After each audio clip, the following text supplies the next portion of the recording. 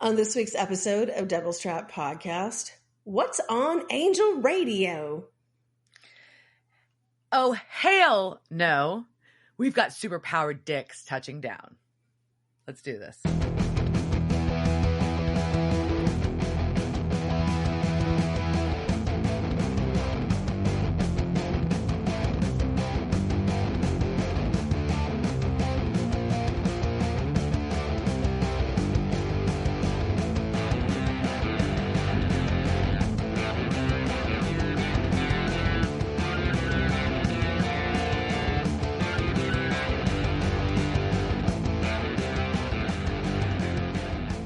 Welcome to Devil's Trap Podcast. I'm Diana.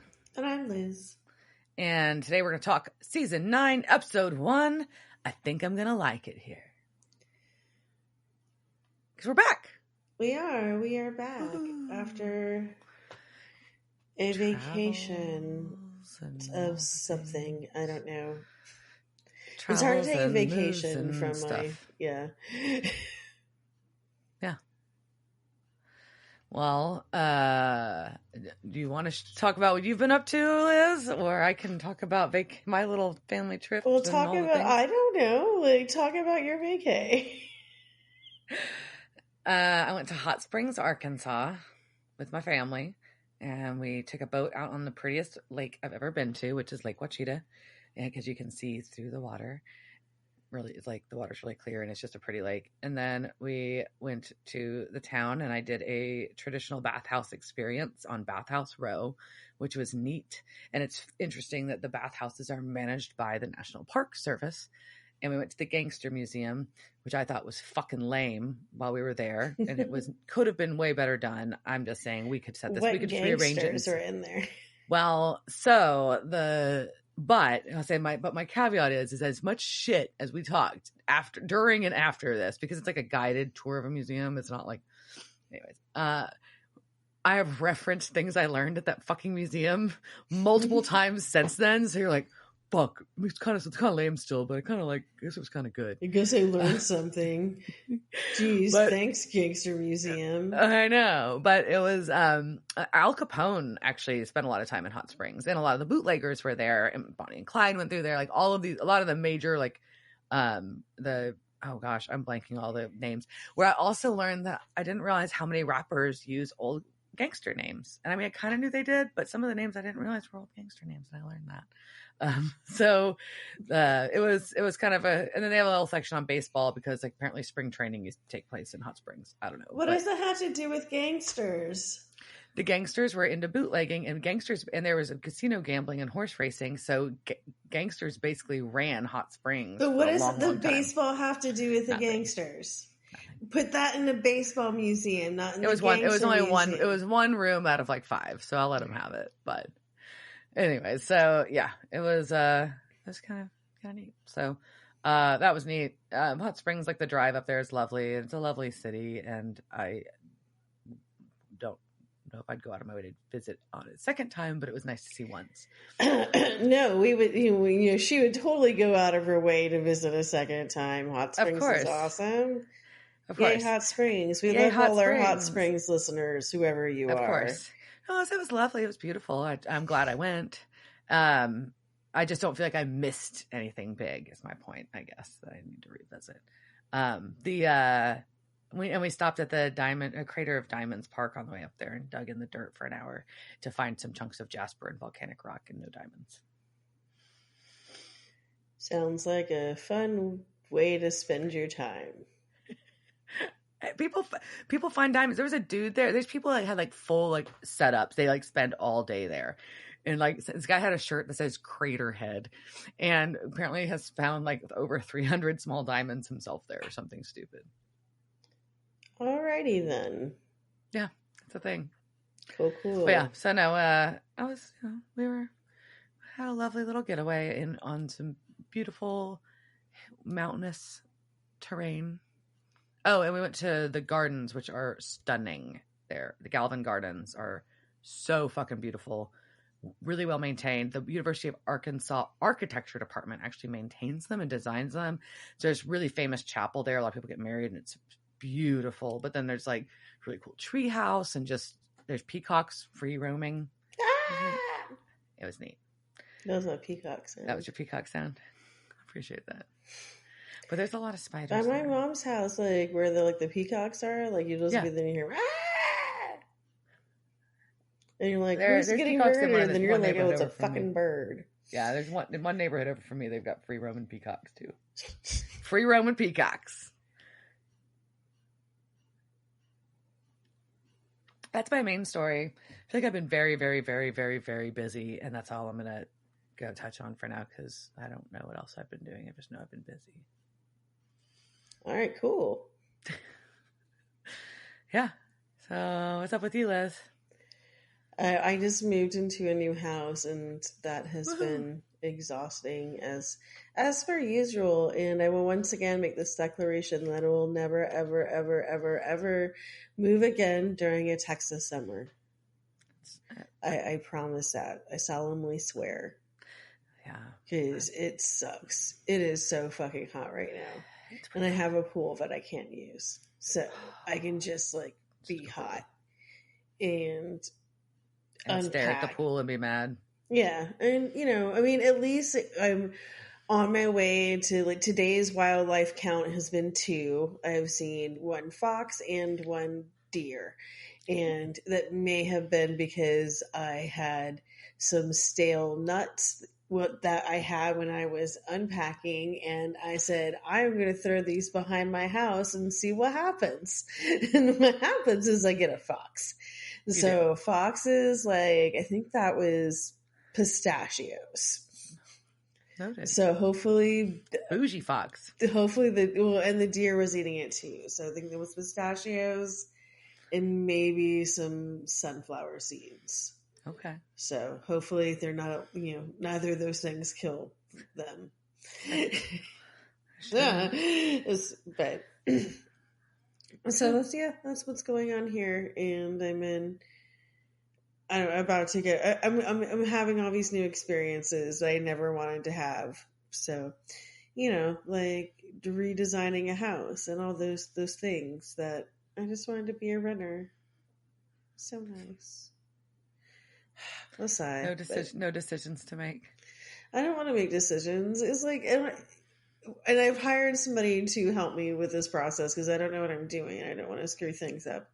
And so, but then they're asking you things, and it is very much like being at the optometrist. Like, do you like A better or B better? And like, I just want to be like, can you put the price tag on that before you ask me these questions, and not just be like, because I'm never going to be like, I like that one. I'm like, this one is $75,000 more. And I'm like, well, why didn't you say that? Because now I looked at it and I can't fucking have it. So like, but it's really, I don't, you know, it's really hard when you don't, I've never done this. So I don't know how much things are supposed to cost. I don't, you know, so yeah, that's hard.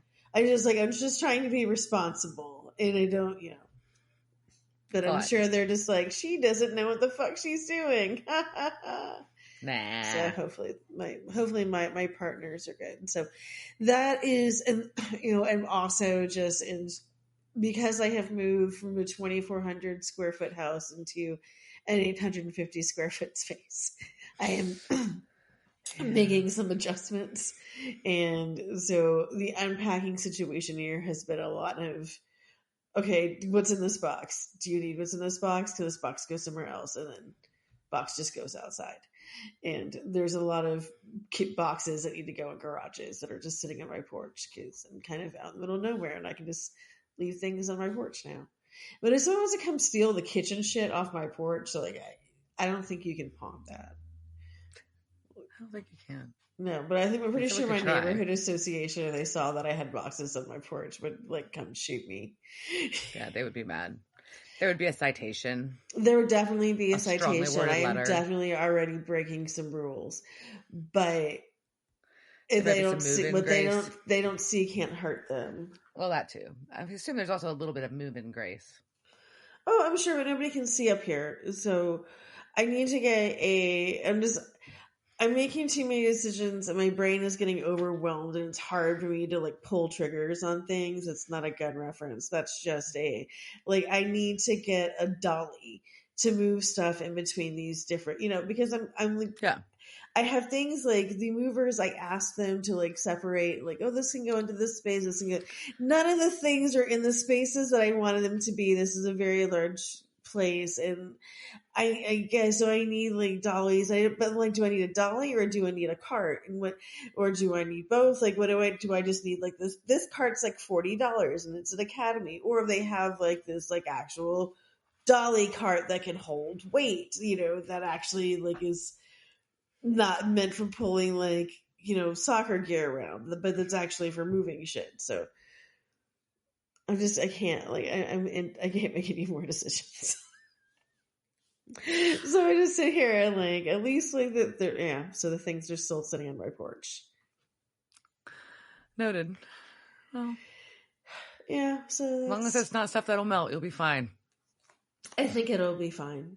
Well, I also just I don't like living in chaos, and so until things are done and things are organized, but it's just things are not. That's not going to happen for weeks.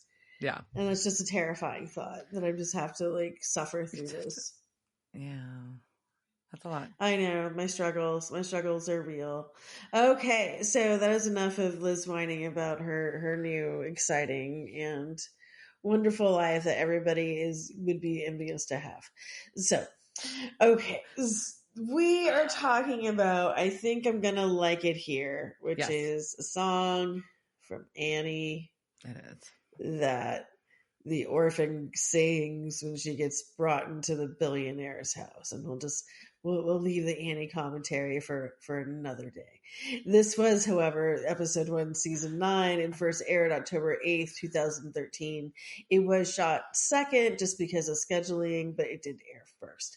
And it was directed by John Showalter. We last saw him in season 8 in Freaks and Geeks, and a couple other episodes in season 8. He's done a bunch.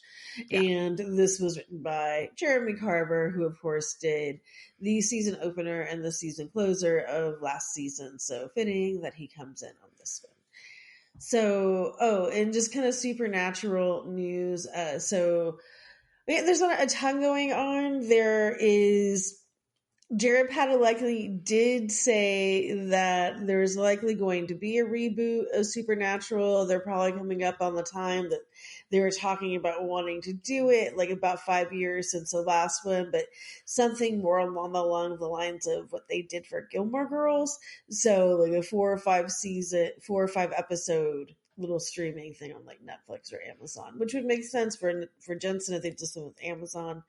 Right. Eric Kripke also said very much likely, although he hasn't written the character yet, that he does want to put Jared Padalecki and Jensen Ackles together in an episode of The Boys to, as he said, break the internet. Yes, I saw that. Which I think is a fine reason to want to do something, right? Like just to break the internet is a good thing. Just for funsies. Yeah. Also, the new Axel Foley movie, the new Eddie Murphy Axel Foley movie came out today. Beverly Hills Cop, Axel AF, or was it with Axel F? But Mark Pellegrino, Lucifer, has a role in it, and it's gonna be pretty good. So it was fun to see him in that. I was like, he plays a bad guy, surprising, not Lucifer, but a bad guy nonetheless. So it tracks. That tracks. All right, so let's hop into this and hop right into our recap, which is made so much more fun because of the peppy song. Yeah, we got "Who Do You Love" by George Thorogood, the Delaware Destroyers playing, and it is our full recap of season 8, basically leading up to where we are now. So we've got, obviously we've got Charlie's quote about nothing the Winchesters can't do, they work together. We've got trials, we've got the bunker, we've got Metatron, we've got Castiel, we've got Crowley, Abaddon, Death, and we've got angels falling. So we cut to and start this episode with Sam and Dean driving in Baby, discussing the angels falling and how it's being called a meteor shower. And Sam's like, what the fuck are we going to do about this? And there's super-powered dicks. Yeah, thousands of super-powered dicks touching down, which is just the best image ever, because all I can think about are just like a bunch of vibrators, just like, meh, just like pop it down and just, that it definitely would be a statement. I think, but it was quite a turn of phrase. Yeah. And Dean's like, no, angels aren't the fucking problem. You are. Something happened in the church and you're dying. And I do appreciate Sam's response of shut up. Yeah, shut up. But we quickly cut to a hospital room where Sam is clearly unconscious and hooked to a bunch of machines. And Dean is there. And the news is talking about their global meteor showers. So. And then we get our supernatural logo, now with wings. Mm-hmm. And then I kept, throughout this episode, every time I talked about wings, my brain just went to maxi pads. I was going to say, yeah, to prevent leaks. To prevent leaks.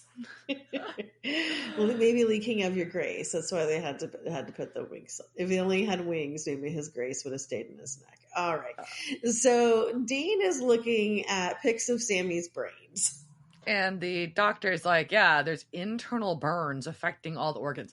Here's my question. No one's asking how the fuck do you have a bunch of internal burns on your organs? They're just they're very chill about this. This is just a normal thing. No questions. None. No, nobody's calling the CDC. Nobody's detaining Dean, anything. No, it's very odd. No, but he's got a mushy brain. Yeah, because there's oxygen deprivation for too long. And so basically if he continues, machines will keep him alive, but he's going to be dead. And the doctor says recovery is in God's hands, and Dean gets pissed. Which is not, that sometimes you just don't want to hear about religion. And, you should, as a doctor, should probably think about how your turn of phrase serve. However, when this is applied to Mr. Dean Winchester, it has a very different meaning. Because he's like, what the fuck? I know, well, fine. Yeah, so Dean says, fuck this, and goes to the chapel, and he prays to Castiel, because he's like, I need you here. Sam's hurt really bad. I don't care about what's going on with the angels. It doesn't matter. We'll work it all out. I just need you. And he gets no response. He is also, they do pan around. There are other people in this chapel. Yeah. And you're just sitting there out loud, this crazy talking, praying to an angel, and nobody is like, the fuck? Everyone's just sir, most people don't say their prayers out loud when they're in a chapel with other people. And they definitely don't say screw it. Yeah, because then he says, screw it. This prayer goes out to any angel that can pick it up on angel radio. I call it hate praying. He hate prays. It was a hate prayer. Angel radio, and I'm Dean Winchester, and I need your help. Boom. And so all these angels all over hear him saying where he is and that he needs a miracle. So we've got a few different angels. We have bus angel, we have corporate angel, and we have tractor angel. And I think we'll see these as we go through. But that is just what I have named them. I appreciate that. Yes. Because I was confused on how to describe this, so I do appreciate this. And they're walking away from what they're doing. Bus angel just hops back on the bus. Fucking corporate angel stands up in the middle of breakfast with his entire family and just walks out the door. His wife's like, "What the fuck?" Fucking tractor angel just takes a tractor. He just turns the tractor around. Turns the tractor around. They're just So Dean's like, we're at the Glenwood Memorial Hospital in Randolph, New York. I know we've never seen eye to eye, but I'm good for my word, and I wouldn't ask for help if I didn't need it. Which, to him, nothing, this seems like an okay idea just to tell all these angels where you are. I don't think that seems like a good idea, but okay, Dean. Well, this is his desperation call, I guess. So back in Sam's head, where he's having his coma dream, Dean is telling Sam that, look, just because, doesn't mean you're dying, doesn't mean you're dead yet. We've got ourselves out of way worse. I've got a plan. Just hang on there. And Sam's like, no, you don't have a fucking plan. And he's like, of course I do. The reason I'm here is because you want to fight this and you want there to be a plan. So Yeah, and then so after Head Dean is sitting here giving Head Sam, that's just how I'm delineating them. Then Head Bobby shows up, and Head Bobby disagrees with Sam on his shit. And so now we have like all these people just fighting in Sam's head, but they're all Sam. Yes. And so the concept is that Sam is Sam. Dean is the part of Sam that wants to fight to live, and Bobby is the side of Sam that's kind of ready to go to heaven. Word give up, but he's ready to be done. He's ready to be dead. Life. He's ready to be done with his life. He's ready to move on. Yes. So we go then to Longmort, Colorado. Yes, where Castiel is walking along the side of a wooded road, and he is hearing screaming in his head, and almost gets hit by a truck. Well, he does get hit by a truck, kind of. And the driver goes to check on him, and he's bleeding. And he's like, it hurts. Yes. He's very excited that he hurts. And the driver's like, why are you in the middle of the road? He's like, oh, I heard angels. And the driver's like, oh, I'm going to get you some water. And he's like, I don't drink water. Because he's an angel. Or was. Ho, ho, ho. So Cass is like, hey, I want to use your phone. He's like, there's no signal, so let me give you a ride. Okay. And Cass says that's good because he doesn't have any wings. Not anymore. So he's leaking. So then we go back to Coma Sam, where Head Bobby and Head Dean are arguing. Yeah. And Dean's like, it sounds like you want to die. And Sam's like, well, I don't want to, but maybe I'm supposed to. So anyways, and Bobby's talking shit about how, like, they're like, well, Bobby taught us there's always a way. And Bobby's like, just because you find some back-ass words workaround doesn't necessarily mean that that's what you're supposed to do. Don't, so Sam finally is like, tells them both to shut up. And Dean's like, well, I'm in the front seat because that's the way you want to go. So I'm the driver, and that's the way you're leading. It's because you want to fight, because that's why I'm driving. And then Bobby appears in the front seat. Yes, which was hilarious. That was well done. So then Head Bobby just poofed Sam to the woods. So to the woods. In the simulation in Sam's brain, they were in the woods. Now we go back to Colorado, where Cass is at the gas station. Yeah, and the driver very nicely gives him some money. He tries to turn it down, but anyways. And there's this woman watching Castiel. As he walks up to a biker, she tells him to hang up the payphone and that I don't want to hurt you. Then the biker is not amused by this exchange. And it's pretty funny. And we all know it's going to go poorly. Yeah, and we learn that Cass can't smite anymore. And the biker is going to stab him. Yeah, it is. So, Castiel decides to walk away. And this girl approaches, and it is Hale. And she is another angel. And she knows Cass from heaven. It's so lucky. It's so lucky that they just ran into each other just here at this gas station. So lucky. Yeah. And then we cut back to the hospital. Where a woman, a grief counselor, has entered Sam's room. And I also want to point out at this point how good Sam's hair is for being in the hospital. Nobody that's in a coma in the hospital for that long has their hair look that good. And I'm not saying it's good, like, style-wise. I'm just saying it's very smooth and, like, well-kept. I'm sure Dean was sitting there brushing his hair. Like, we just got to make sure. The one thing, like, Sam has is, like, he's got to make sure his hair is all right. And so this grief counselor comes in, and she's not an angel, which really bums Dean out. Yeah, he's like, no, I'm a grief counselor. And he's like, well, I'm not grieving, not yet. And she's like, well, let's talk about the inevitable. And he's like, I don't do inevitable in my world. That's a fighting word. I'm like, oh, God, gross. Yeah. I can do some shit. This bitch just trying to do her job. Now she got to deal with your fucking ass. Oh, my God. I want to be the grief counselor of the fucking Winchesters. Well, then he remembers that he's got the King of Hell in his trunk. And so, Trunk, this is your big moment. And so we get there and we get a reluctant thump indicating that Crowley is. And so I want to point this out, that Crowley is still in the trunk. Yeah. It's only been like a day, though. At this point in this episode, right now, Crowley is in the trunk, and he has been in there since the last episode. So let's start the clock again. Let's start the clock, because he's there. He doesn't get out. No, he doesn't. He does not. Okay. So Trunks, though, she's having a good moment, and there's a thump in there. Yeah. And then Corporate Angel shows up. Yeah, and he's like, yeah, they're like, I you want prayed? your 401k. And he's like, you'll be helping. And Dean's like, yeah, for help.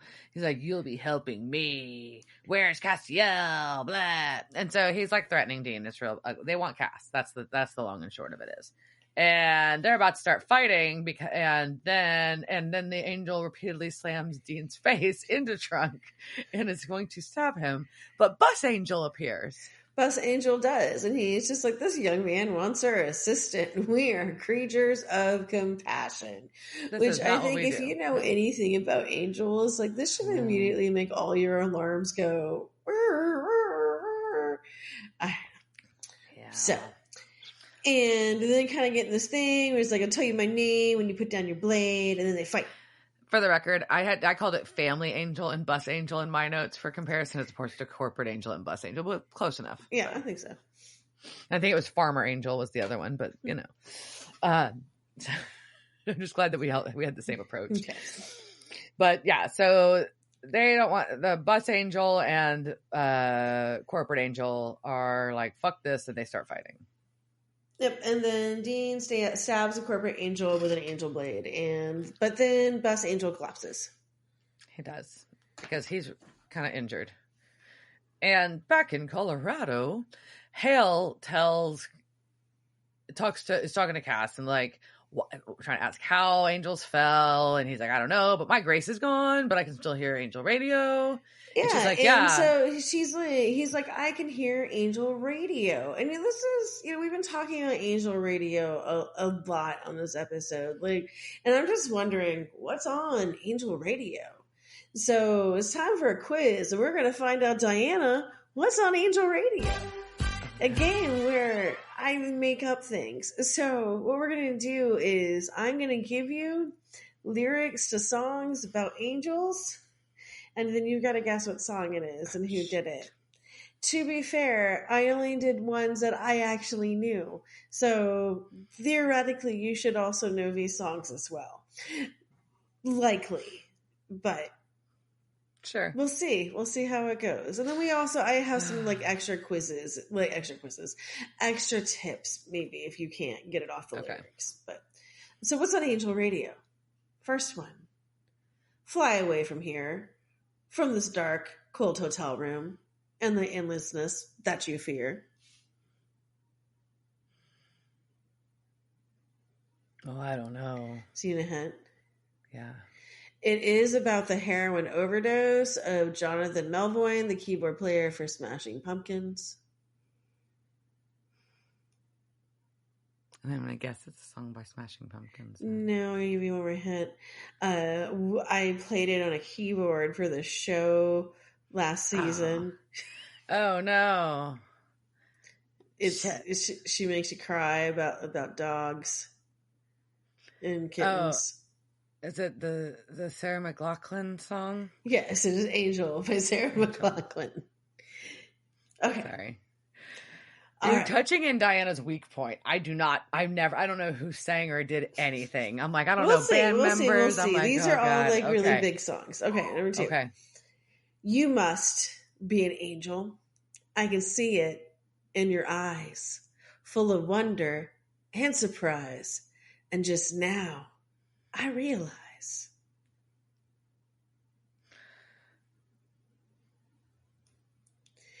It was on the album Like a Virgin in 1984. Okay, so we got Madonna. Okay. Now take a guess at the title. Like a Virgin? No, it's Angel. No, I'm teasing. It's Angel. I know. It's just Angel. Just so, Angel. Okay, so you kind of have it. All right, your third one. Okay. Make me a poster of an old rodeo. Just give me the one thing, Lord, I can hold on to.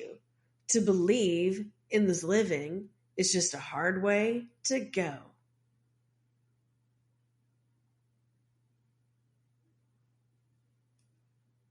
I don't know. Hint, are they talking about the Montgomery in Alabama?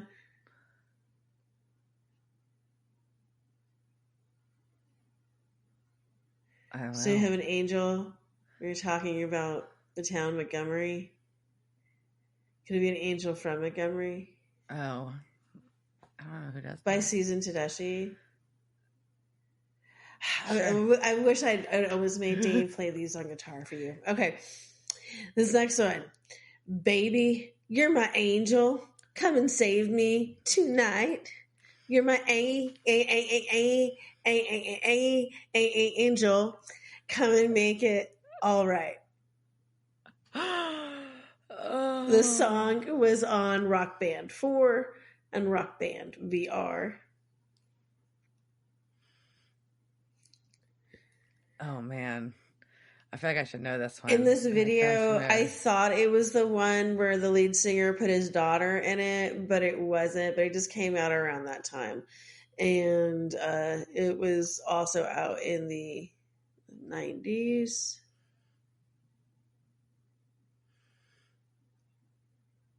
I don't know. Is it? I want to go with like it's an Aerosmith thing, but I don't. It is. It is an Aerosmith thing. Okay. You want to guess on the title? I mean, I don't know which one it would be. You're my angel. You're my angel. Okay. Damn it! I got the band. You got the band. All right. So this one. All right. So I think you're gonna put on a wave. Just put your brain a little further back. All right. I fell for you, and I knew the vision of your love ofness. I hoped and I pray that someday I'll be the vision of your happiness. Oh.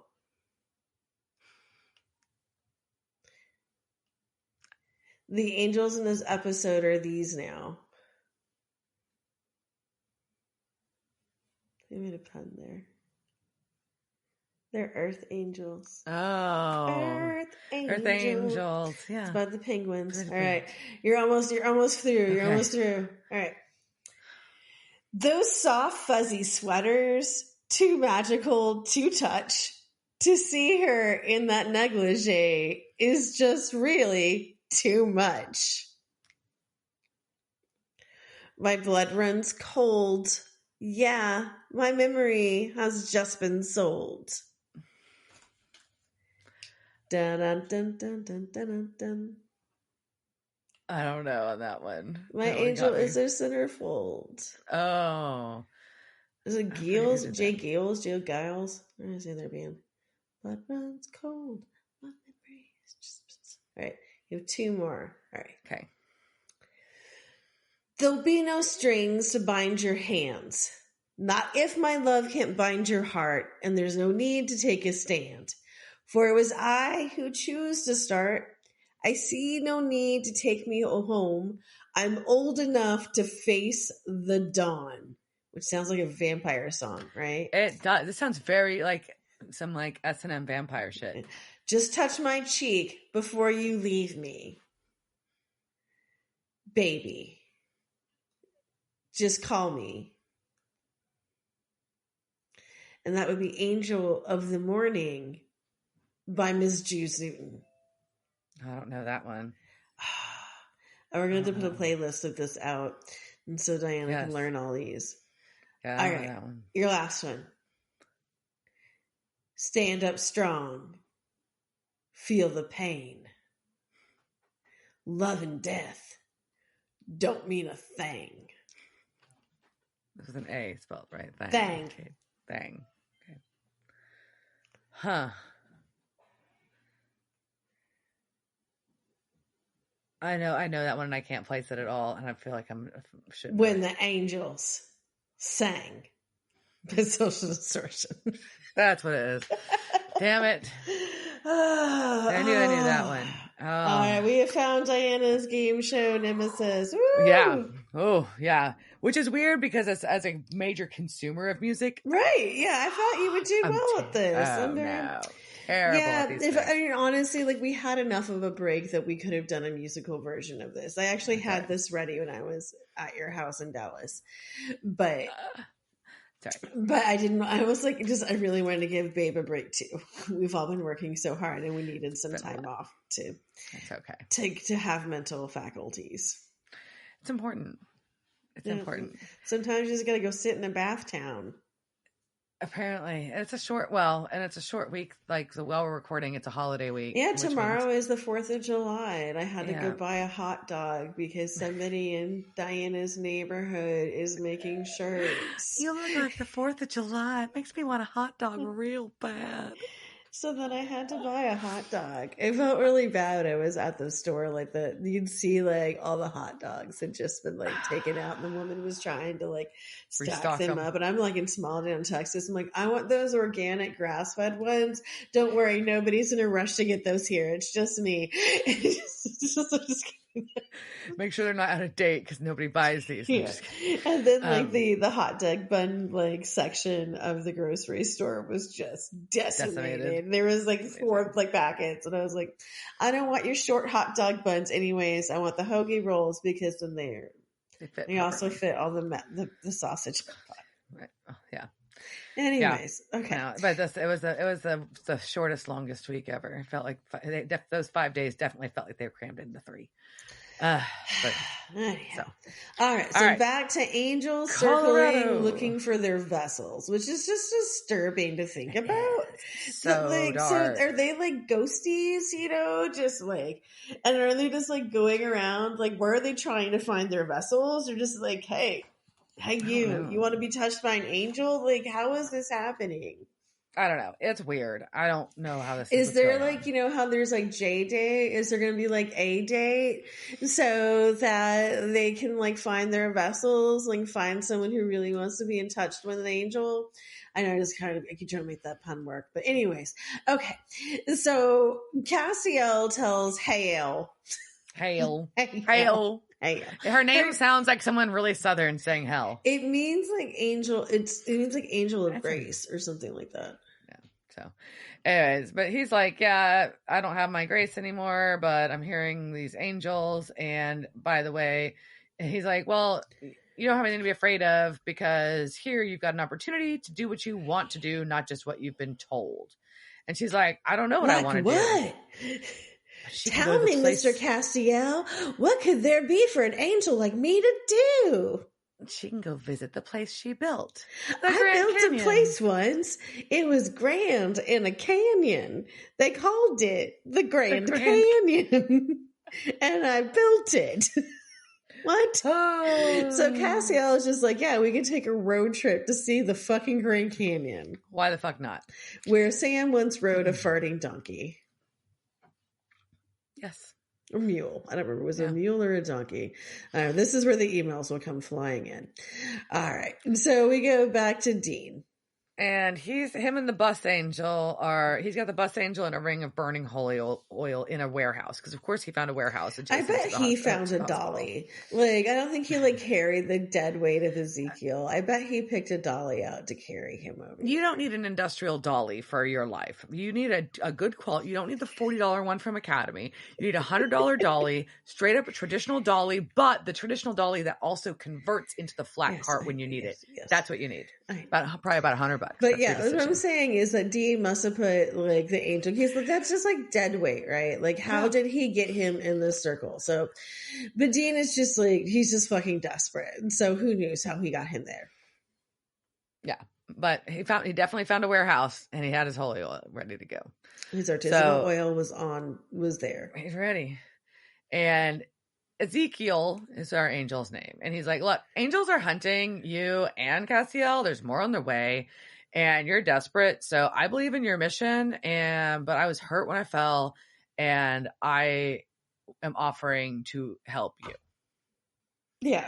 Yeah. So he's saying that. And Dean's kind of like, I don't know. This seems weird.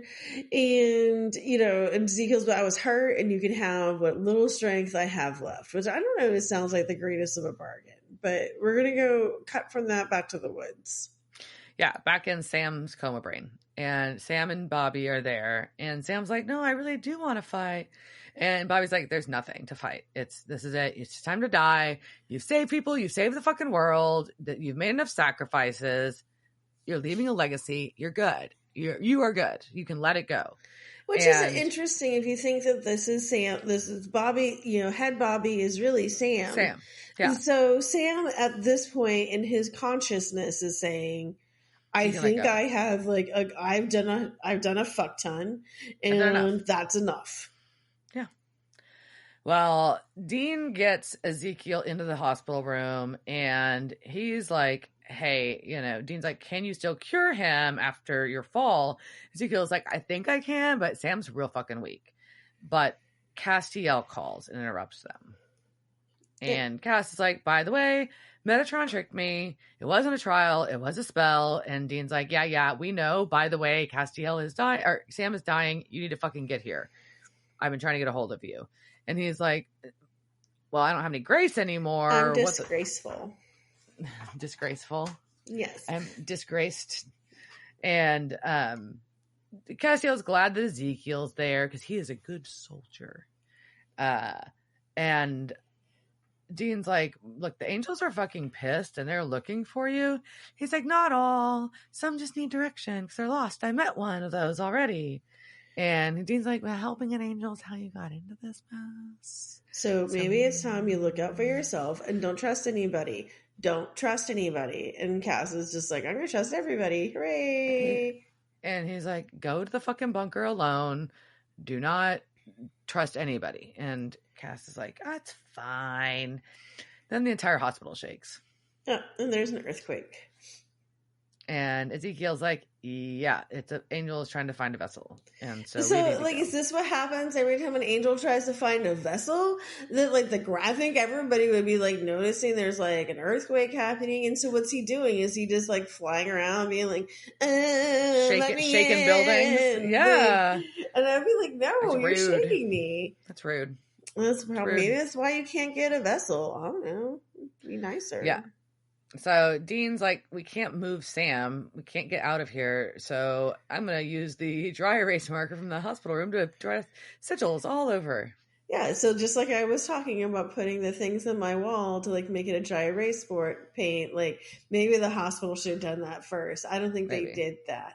No. So I think Dean just started drawing like a crazy person all over these hospital walls. And he's drawing anti-angel sigils all over the walls with an angel in the room that's already ill. Yeah, that also doesn't seem, I don't know, that doesn't seem like it, okay, whatever. So then we, find Cass, and he's like, you know what, I'm gonna split from Hale. I think this is gonna be a good idea. Yeah, I need to go to Dean or to the bunker, so I'm gonna go. And she's like, no, I need your help. You can't go. And he's like, of course you can. And he turns around to walk away, and she whacks him over the head with a chunk of wood. Yeah, so maybe she's a little crazy. Maybe he shouldn't have trusted her. But then we're going to go back to the hospital, which is now just complete crazy town. Yeah, there's sigils all over the walls. There's Ezekiel struggling. The angels are there. We hear mumbling. We hear yelling. And Dean's like, don't open the door for anybody but me. Save Sam. And leaves the room. Okay, so he's now left Sam in the room with a strange angel he doesn't know. And glass is breaking everywhere for some reason. Yeah, everybody's freaked out. So Dean pulls the fire alarm to get everybody to leave, which I guess kind of makes sense. Evacuate the hospital. But do they actually, I know they do, but they, don't, I don't know. It's a whole thing. No, they don't all leave. Most of them stay there. I don't know what's happening in this hospital. I really feel bad for the person who was just getting their appendix removed. But right. Anyways, so we cut back from this to Hale and Cass in a car, and she's got her angel blade. Is it his blade that she's taken? I don't know. She's got a blade now in her lap. Here's my issue with this scene. I'm very confused. So first of all, the upholstery in this car is kind of weird. It's like a weird pattern on it, which looks kind of like blood splatter. But also if you look like some like the leather, like the seatbelt thing, stuff like that, it looks like this car already has blood splatter in it behind both Cass and her. And it's very concerning. Like, what is wrong in this car? What has occurred here? I don't know. I only knew, I noticed the blood, but you're right. I don't know. But she has kidnapped him. She has kidnapped him, and he's like, well, this is all your fault that the angels fell, so we're going to go to the fucking Grand Canyon, and you're going to tell me about humans, and then you're going to give me your body to be a vessel, because your body's stronger than mine, because hers is burning up. Yeah, so now we know that, I guess we kind of knew this, but like not all bodies can hold the angels, right? And she's got some veniness, and, I think there's a doctor somewhere on TV that can help her with those veins. She needs to stay up late at night and watch TV. So then we go back to the hospital, and Tractor Angels finally arrived. Tractor Angels, the angel's there. Dean's trying to save the grief counselor, but ends up grief counselor was an angel after all. She lied. Tricked you. And she grabs him by the throat. So yep, and she chokes him. Does the thing where they do the choke and goes all the way up. Yep. Back in Sam's head, him and Bobby are having a conversation about walking to this cabin.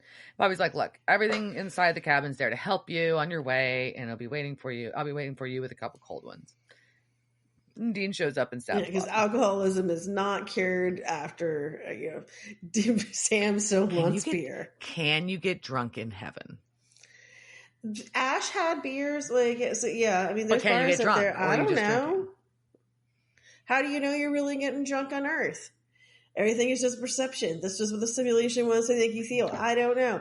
So anyway, so there's a cabin in the woods, and then head Dean stabs head Bobby.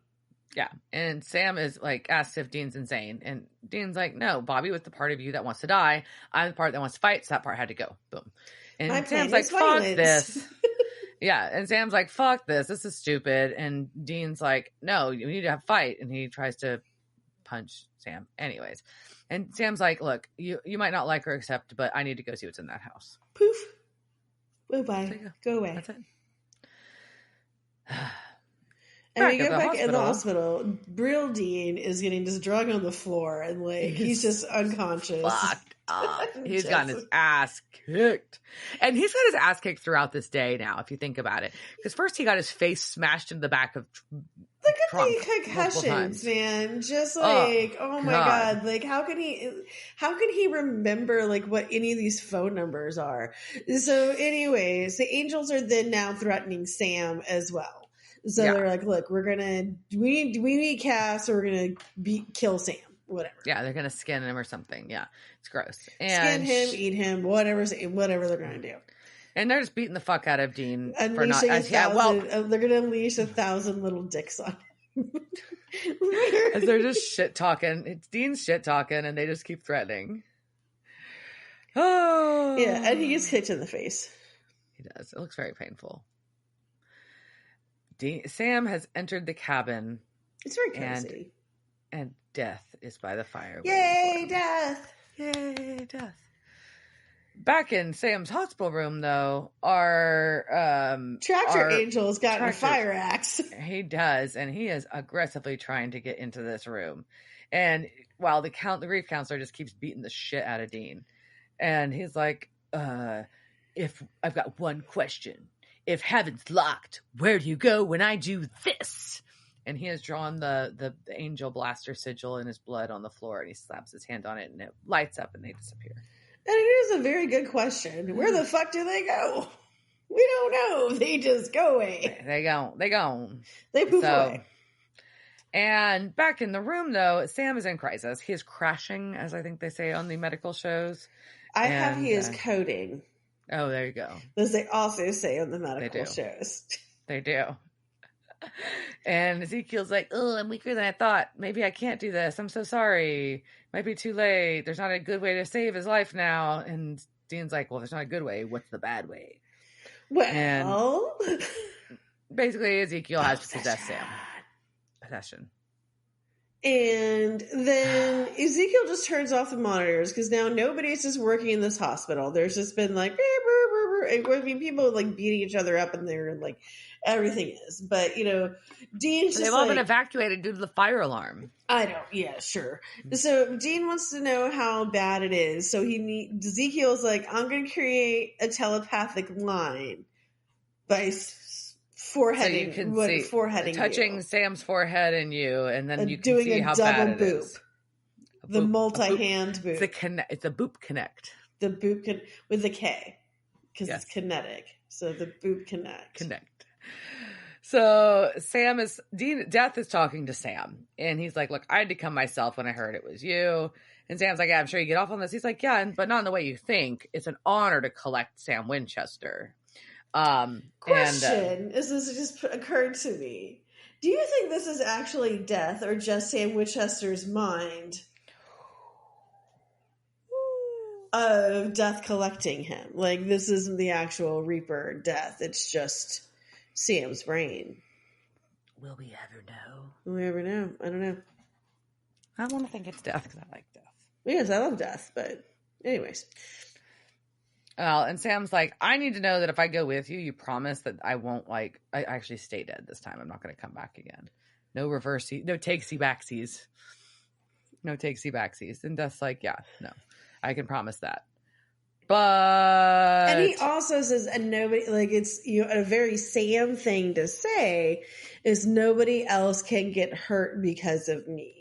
So now we know, part of this reason that is not just that he thinks he has lived a good life and he's ready to move on. It's because he's sad Sam and he doesn't want to hurt anybody. Oh, so maybe I'll just die. So Dean has witnessed this conversation and is very upset. So we cut to back to Colorado, though, where Hale and Cass are driving. And he is like, fuck this noise. I know more about humans than she does. He sees that she's not wearing her seatbelt, and he buckles his and then grabs the steering wheel and crashes them into a barrier, which is kind of brilliant and dark. It is.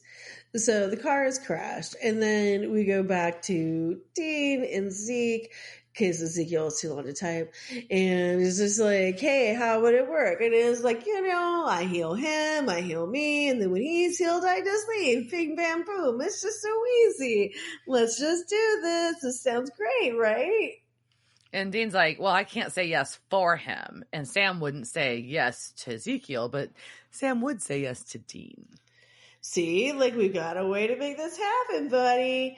All right, we're going to cut it from that to the wreck. And then we wake up and there is a hole in the windshield. And Cass is not in the windshield. He's bloodied up, but he's okay. So he walks towards Hale, who has been thrown through the windshield.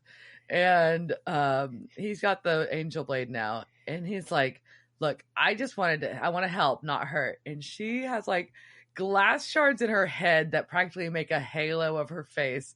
Her body is turned backwards and her legs are broken and facing crazy directions. It's hysterical. Well, and so she's just yelling at him while she's completely just broken. Yeah. And not even acknowledging how fucked up she is. And she's like, I don't want your help. I want your head. Like all of us do. And he's like, I don't believe that. She's like, no, it's for real. And she's like, I'll tell everyone where you are if you leave me here in this broken girl. So he stabs her, which is the smart thing to do. It is. Back in Sam's head, we've got Death telling Sam it's time, but Dean appears. He says, look, I don't have cronuts, but I don't have have a any plan. cronuts. Yes. And he tells Sam, he's like, look, Sam's like, it's too late. I'm sorry. Why are you here? I don't want to fight. And Dean's like, no, I can fix this. It's not your time. And Death makes a point. He's like, that's for Sam to decide. And Dean's like, look, I made a promise. We made a promise in the church. Let me help. There ain't no me if there ain't no you. There ain't no me if there ain't no you. You complete me. That quote was stupid.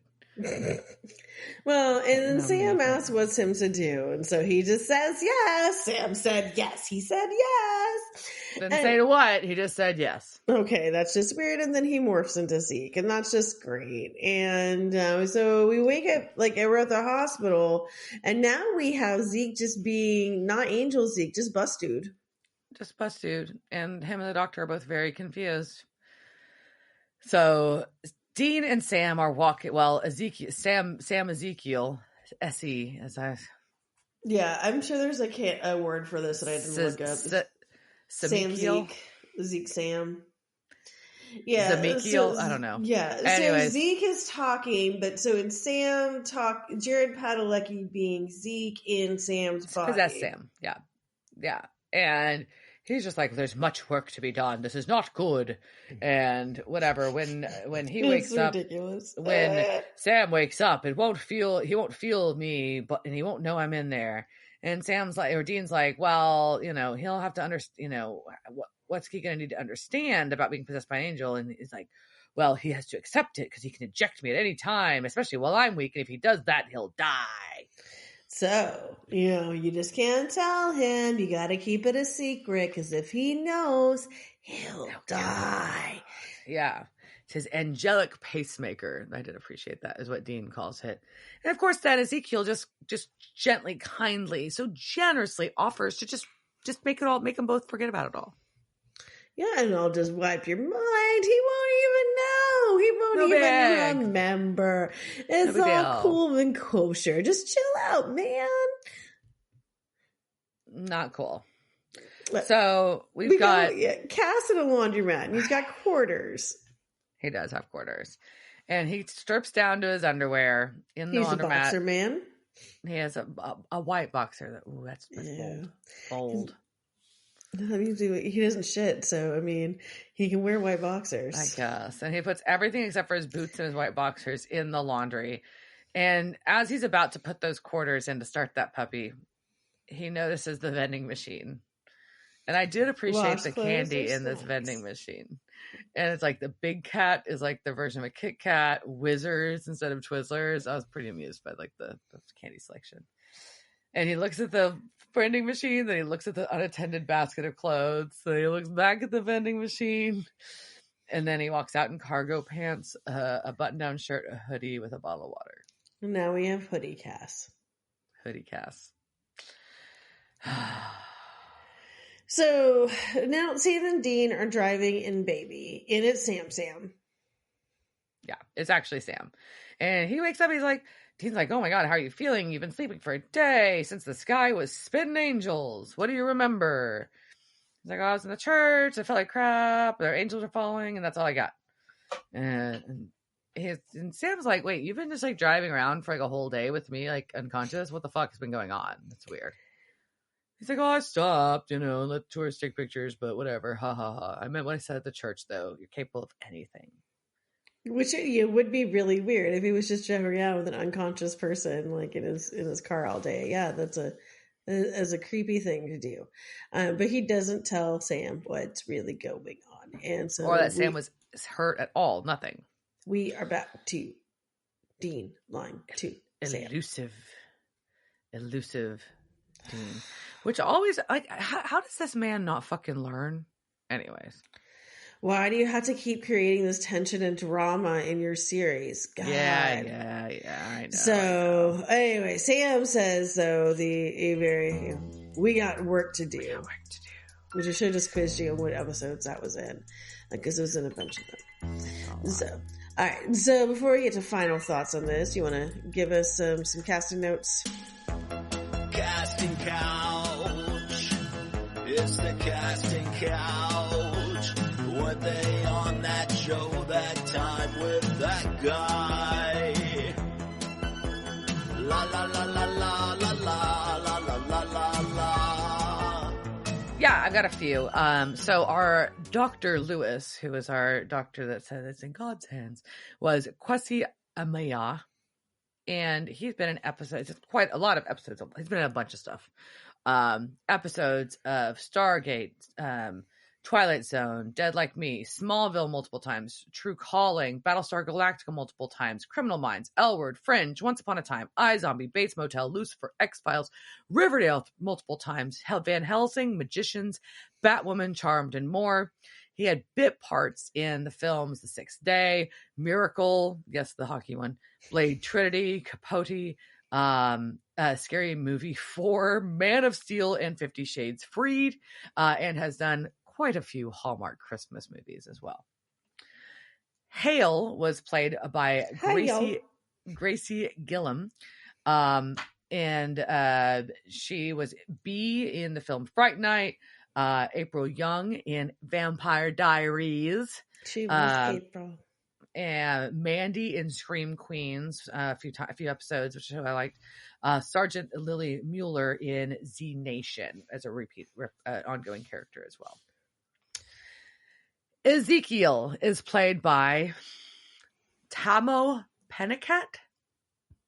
I believe is how it's pronounced. He's been in episodes of Stargate SG-1, L-Word, Smallville multiple times, Castle multiple times, Arrow, Criminal Minds, and Altered Carbon multiple times. He was a regular role as Captain Hale Agathon in Battlestar Galactica, 60 plus episodes. He was Paul Ballard in Dollhouse, which was a fun series with Eliza Dushku, for 27 episodes. He was Jed Eubanks in the film Man of Steel and Clifford Perry in the miniseries Bomb Girls. I like him. Yeah. I will say, one thing to you, speaking of April in Vampire Diaries, when the season did come out, like this was like CW, like golden, like it was Supernatural and Vampire Diaries and Arrow. Yeah. What a golden, lovely time of television you were. That's funny. So we started season 9, and we started season 9 off with a lie. Dean Winchester is lying again. It was fun that they brought Bobby in, or they figured out a way to bring Bobby in, because it was nice. Because, like you mentioned, like in the last episode of season 8, it had been the first that there wasn't actually Bobby present in, and so that was. But they were at the junkyard. But that was kind of neat to then, therefore, start this one with Bobby appearance. Kind of cool, even if it was in Sam's brain. And I'm never mad at a death appearance. I am, however, not stoked starting off the episode with a lie, because I feel like that's going to set up like this whole chain of events for this season, and I'm sure I'm correct in that. I also don't want Ezekiel to be a bad guy because I really liked him. But he's an angel. I know, but I was trusting, and then I'm like, oh fuck, I shouldn't have been trusting. I mean, I'm not spoiling anything. You don't know. You don't know what's going to happen. He could be a good guy. You don't know. No, it's sketch. He offered to fucking wipe their brains. I knew that was sketch. Yeah. Well, and just the idea of, in general, of, well, one, anybody who offers you to cure anything, I'm always going to be suspicious of. And just, I want to get inside of you, probably is never a good cure. Like, I wonder how many times a dude has told you that. Like, like, that's just not a good cure for anything. It'll make you feel better. It'll make you feel better. But no, seriously, it's, I don't know. I think Dean I know he was desperate, but I feel like that was a very desperate choice to make that damn well Sam Winchester would say no to. Okay. Damn well that, like, if given the choice, do you want to be possessed by an angel? Sam Winchester would say, fuck no. No. As with Dean, as they did with Lucifer and with Michael, they said fuck no, please don't inhabit my vessel. Yes, and that's I know there was different reasons for that, but it was very clear they have anti-possession tattoos. And Dean said that straight up that I wouldn't want. He would say no. Yeah, he knew he would say no. But I think it's a little bit of it's a little unfair. Yeah, that's it. It's unfair that he keeps making decisions for Sam. Yeah, he really is taking away his autonomy, and for his own benefit. But so we've got disgraceful Cass, who we don't know what that's going to do, and no more Hale. She's not going to be a problem, but there are thousands of battery operated dicks just. I will just end this. Dave could probably cut here, but so before we do, end this with that note of why it was really funny is as I was moving, I did drop a box with some battery operated dicks in it, and it did make that buzzing noise. So, that's amazing. All right, so on that note, cheers, Trick. Cheers, bitch. Devil's Trap Podcast is a Don't Be a Dick production. Meow. Devil's Trap Podcast is part of the Ship It Studios Podcast Network. Thanks for listening to this week's episode of Devil's Trap Podcast. You can follow us on Instagram at Devil's Trap Podcast, Twitter at Devil's Trap Pod, or you can email us at devilstrap@devilstrappodcast.com. Don't forget to subscribe, leave reviews, and share with all your friends. We're at all your favorite podcast outlets and at devilstrappodcast.com. I'm Babe. Thanks for tuning in, and we'll see you next time.